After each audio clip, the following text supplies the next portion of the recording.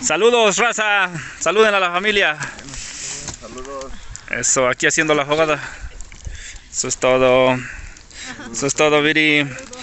Ya tenemos, gracias a Dios, la fogata que haga brasas para calentar los sagrados alimentos. Hoy, 11 de diciembre del 2022. 4:20 de la tarde. Aquí en el albergue. 4.200 metros sobre el nivel del mar. Gracias a Dios. Ahí está el majestuoso Ciclaltepe.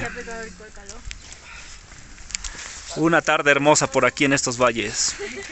Espero que les guste su video y miren estos regalos que la naturaleza nos regala, y aquí la convivencia con la gente. Toda la gente de Ciudad Cerdán, Santa María Techachalco. Saludos, Rey. Vamos a conquistar esa cumbre, Rey. Eso es todo. Saludos, amigos. Hay un saludo que quieran mandar para la familia. Ole, muchas gracias.